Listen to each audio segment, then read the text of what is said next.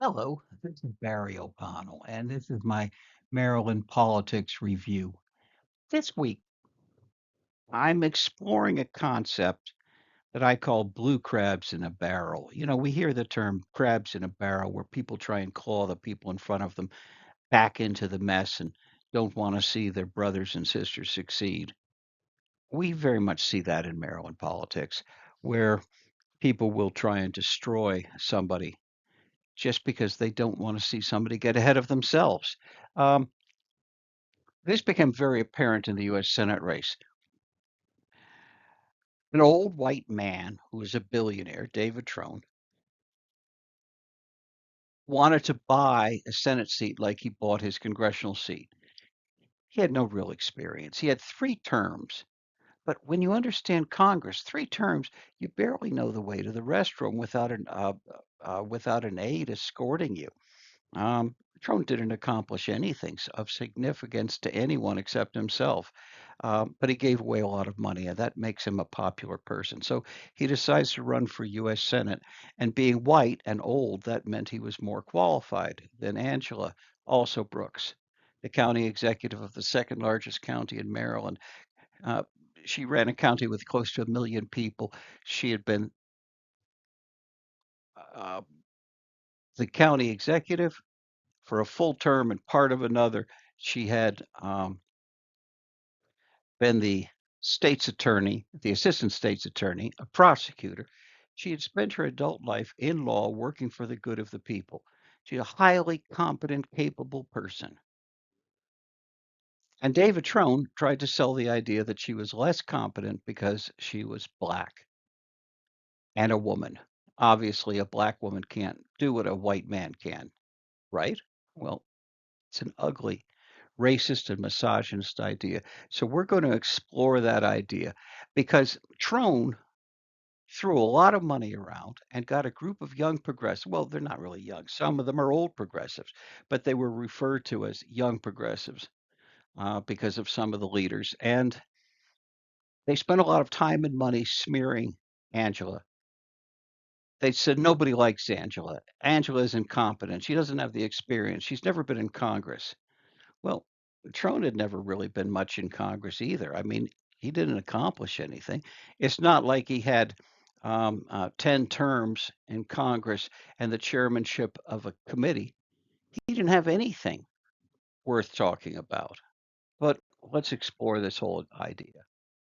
One of the people who really slammed Angela quite frequently was uh, Lavonn Reedy Thomas. And she has an interesting history. The man she's with there is Rushern Baker. He had been a delegate, lost 2 times running for county executive, then won 2 terms, ran for Congress, excuse me, not Congress, governor twice and lost. Um, but when he was elected county executive, he hired Lavonn, who's part of the progressive crowd. Um, and she was hateful towards him. I mean, she smeared his name all over the county that he didn't treat her properly, that, basically just painted the idea that he was outrageous.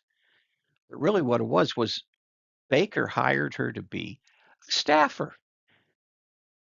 And she took the job and she agreed to the money.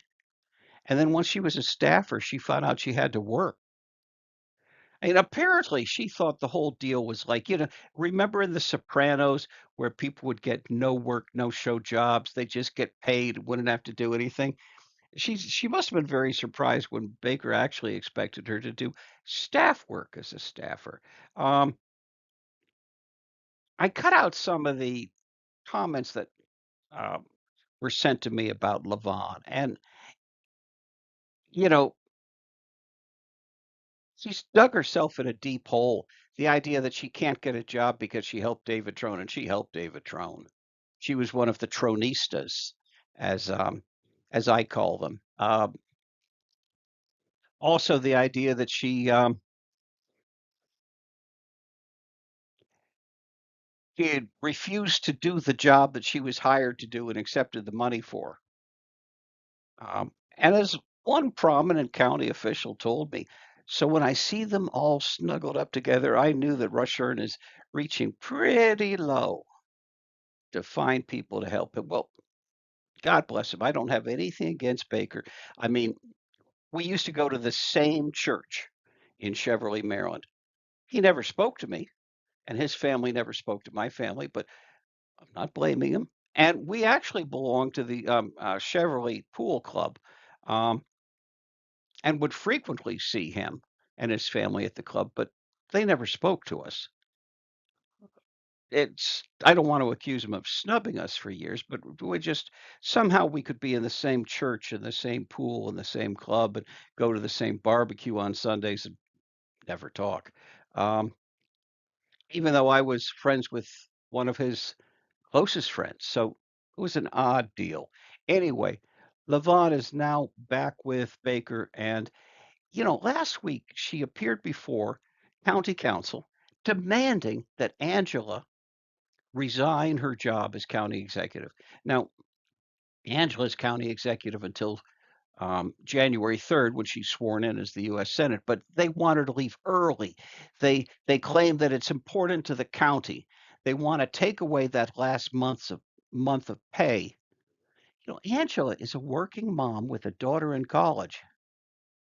I'm sure she could just, with no problems, give up a month's pay, but I think it's outrageous to try and push her out the door after she's worked for the county in various roles for most of her adult life. And that's not how you treat people. I don't know what Lavon's idea is, but trying to push Angela out the door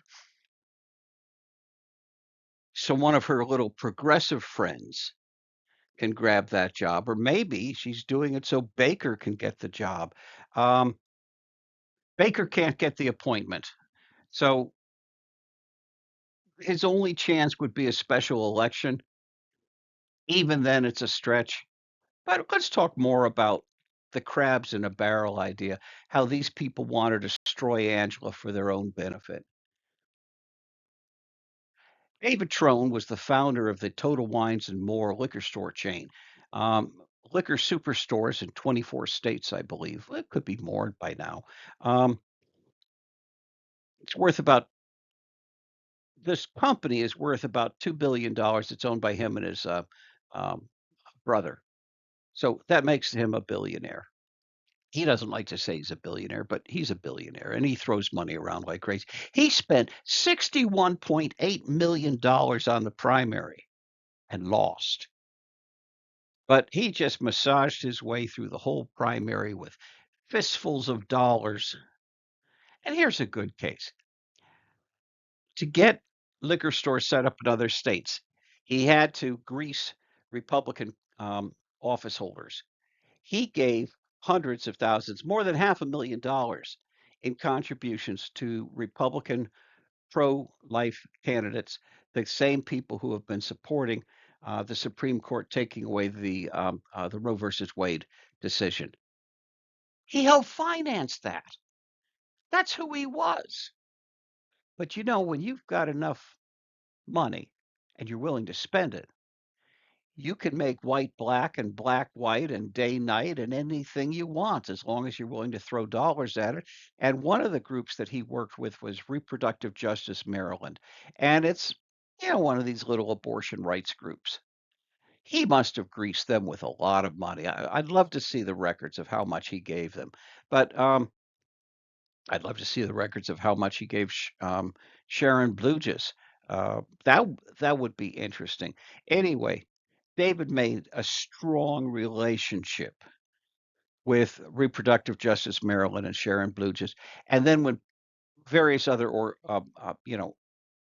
women's health organizations would blast him for being a friend of you know the pro-life Republicans, he could trot out Reproductive Justice Maryland and make a big deal that he's got a 98% rating from them, and he always votes pro-choice. He gives his money pro-life. Votes pro-choice. That's who David Trone is. And they covered for him. A lot of people were covering for David. Of course, I know Sharon back in the old days when she was working for the state comptroller, Peter Franchot. Um, Somebody attacked Peter. I publicly defended Peter, and she asked me not to. And I asked her why. Why don't you want me to defend Peter? And she said, well, she was active in politics. No, she's a paid employee of Peter. She's active in politics in Anne Arundel County, and she doesn't want anything that I do to interfere with her political future. She took Peter's money. Dear God in heaven, she took Peter's money, and she's telling me not to defend him. That was the end of me and Sharon. I never had anything to do with her after that. She took his money and then she sold him down the river. Well, let's get to some of the others. One who's a real gem, Aisha Braveboy, she always did everything Angela did. Um, Angela was a prosecutor who became state's attorney. So Aisha, as soon as Angela ran for county executive, Aisha ran for state's attorney. The difference is Angela was a prosecutor. Aisha had no courtroom experience. She has never tried a case in court. She was an HOA law attorney, but she pretended to be Angela, and she had a good act, and people liked it and believed it. And Aisha became state's attorney. She's finishing up her second term now, and she was supposed to run for county executive. 2 years ago, I would have told you that she was the leading candidate in the county executive race. But then she got tangled up. And here you see her on the other side, on the right, standing next to David Trone. I don't even want to talk about Anthony Brown, but she worked closely. She organized the Young Progressives. She pulled in all her resources. She went all in on David Trone, and it blew up and it was disastrous. Now an embarrassment. She's gone from the leading candidate in this county executives race to, when I talk to the people I respect in politics, say, how would you rank them? They're telling me she's ranked fourth. She was the first. She got involved with Trone and she tried to trash Angela and she tried to organize her people and her campaign and her whole apparatus to destroy Angela, and she destroyed herself. That's the problem with crabs in a barrel. When you're trying to destroy somebody who's ahead of you, you're just as likely to destroy yourself. Aisha never realized that. It's going to cost her dearly. She would need the second coming and a subsequent endorsement from the Lord himself to get elected. And even then, it would be a tough sell in Prince George's County. Some of the other people who got damaged, very badly damaged, perhaps the worst damaged of all, is Edward Burroughs III, um, Prince George's County Council, District 8. Um, he went all in on this. The idea that he had been having a running battle with Angela for years, going back to when he was a student member of of the school board. He used to fight with Baker's people. He actually had a physical altercation with Baker's brother-in-law, um, or ex-brother-in-law, whatever it was, and then continued it straight through the Angela years, fighting her every chance he got. And he became more popular by being the counterpoint to a popular county executive. He drew his own and built his own foundation. And so he was used to always attacking Angela. He just built his whole career on crabs in a barrel. That's who Edward is. He's a nasty person. So anyway, Trone starts talking about training wheels. The code word for black women are incompetent and stupid is training wheels. David Trone was a congressman who was experienced and could go to Washington and as a senator and do everything.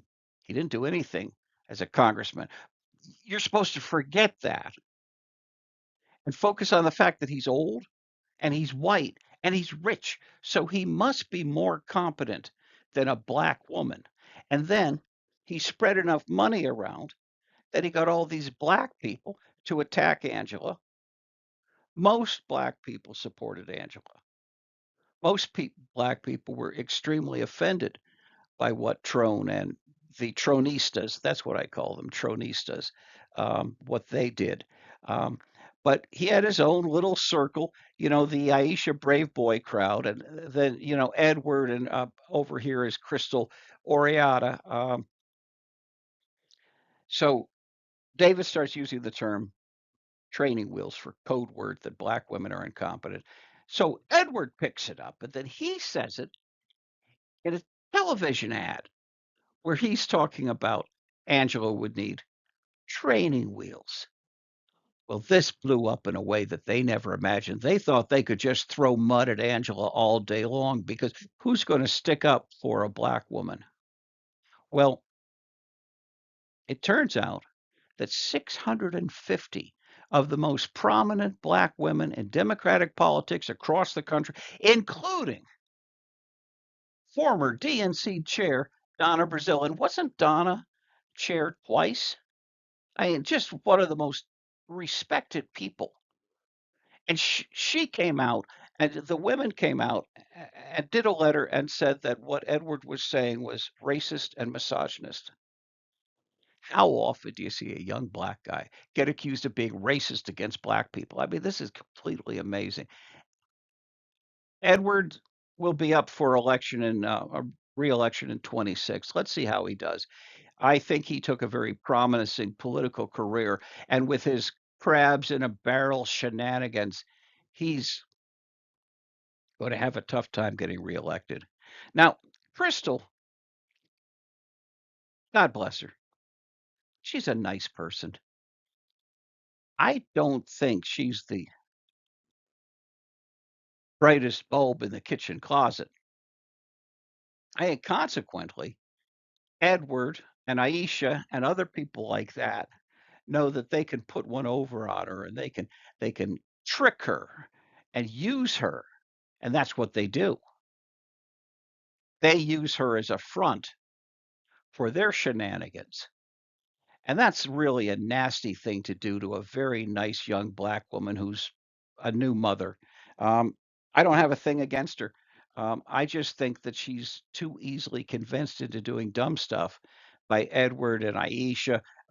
Walla Blagay used to be part of that crowd, but she saw how terribly wrong it was going. And she got away from that. She was smart enough to realize that she didn't want to be associated with these crazy young progressives who wanted to tear the barn down instead of build it up. Here we see Krystal with David Trone. She really put her whole campaign behind him. She used all her resources. She used friends of Krystal, Oriadha. She did meet and greets with them.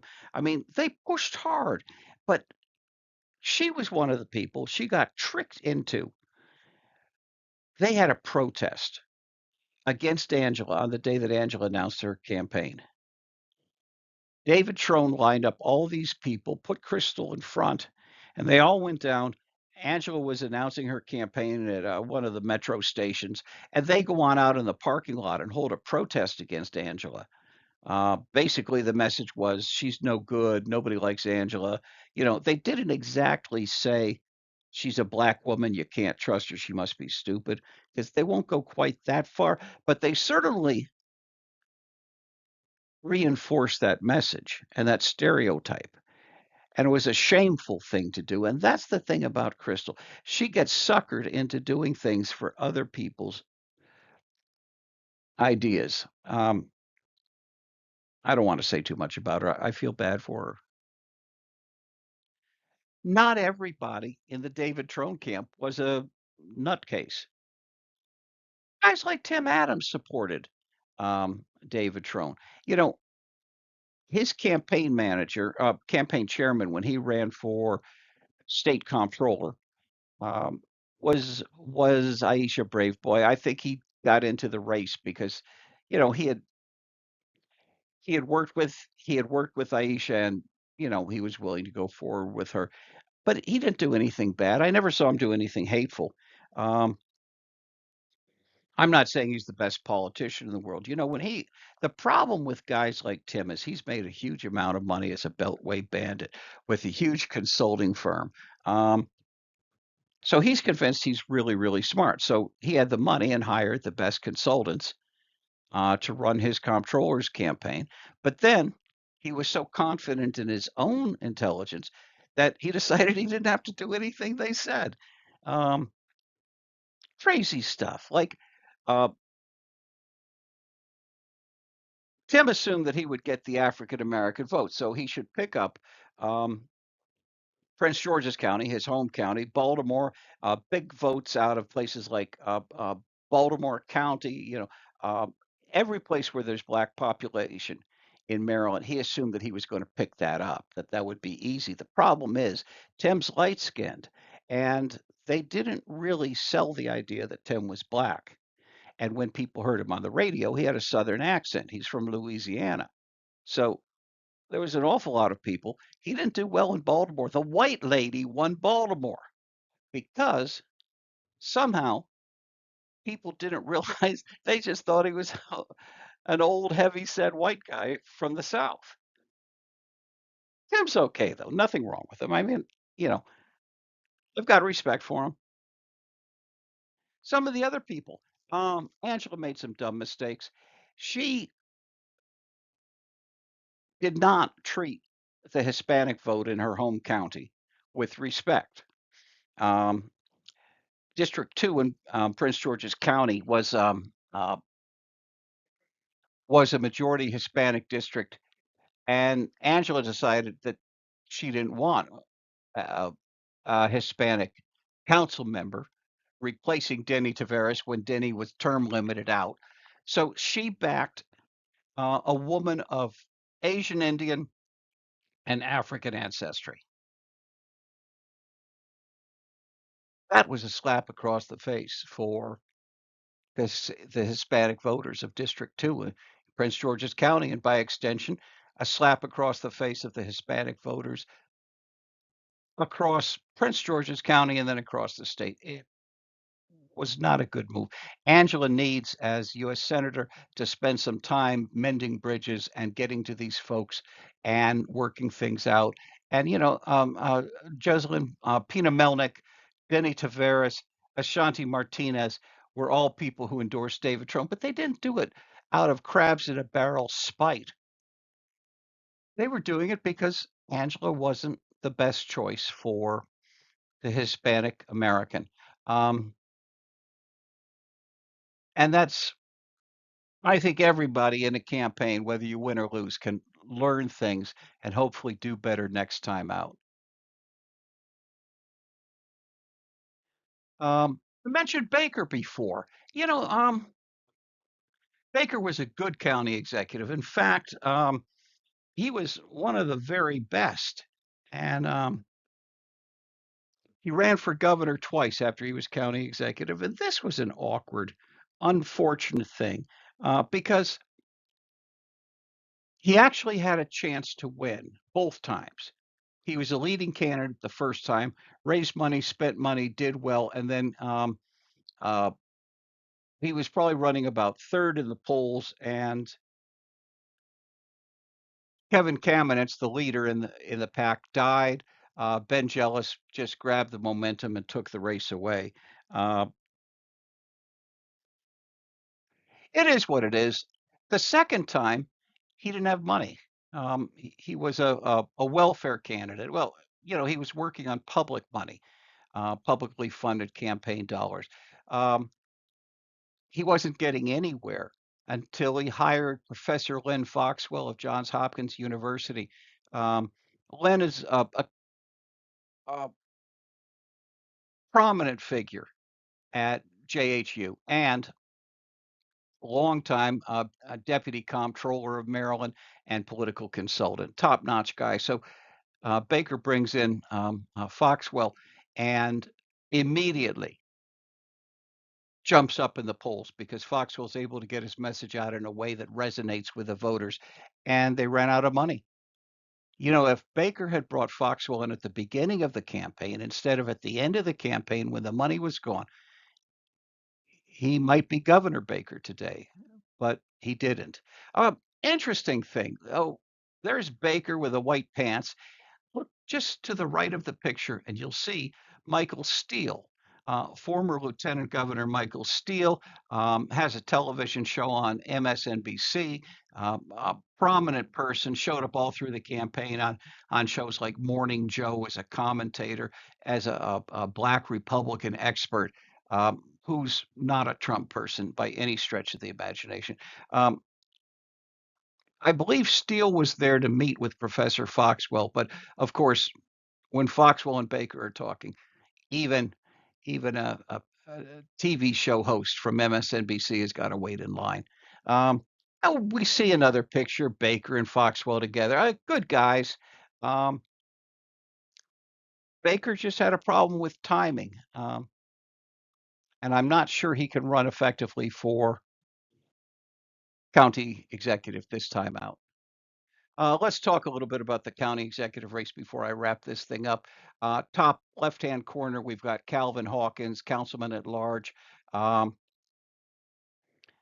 Calvin is a popular candidate. I think he's going to get some votes, no doubt about that. I don't mean in any way to put Calvin down. Um, I think Baker in the top right corner, I don't see him getting that far. He'd need a lot of money, and he's never been a prolific money raiser. And as he's had the two losses for governor, he's not somebody contributors are running to. Lower right hand corner, we've got Aisha Braveboy. She just killed herself. She was the queen of crabs in a barrel. She made some serious mistakes. She took herself as a leading contender out of the county executive's race. To now, people are wondering, is she even going to run? Or is she going to wait 4 more years or 8 more years and try and repair the damage that she's done to herself by her behavior? And nobody knows if she's going to run yet. I mentioned the seven dwarfs. Um, one of the things about Maryland politics is that there's always people who run. You don't need to file a petition to get on the ballot. So anybody who wants to write a check and fill out a form can run for anything. So I'm suspecting we'll probably get 4, 5, 6, maybe seven vanity candidates who come on out. It's like when Angela ran for county executive last time. Um, in a five-person race, she got 91% of the vote. The four people that were also on the ballot, nobody got over 4% of the vote. Um, so the seven dwarf phenomena in Maryland politics is always an issue. And then you're probably looking and saying, isn't that man good looking? Standing there in the center of the whole thing. Well, that's me. I shouldn't joke like that. You know, I'm just an old fat guy who has a lot of opinions about everything. But in my opinion, Jolene Ivey is one of the nicest people you're ever going to meet in a lifetime.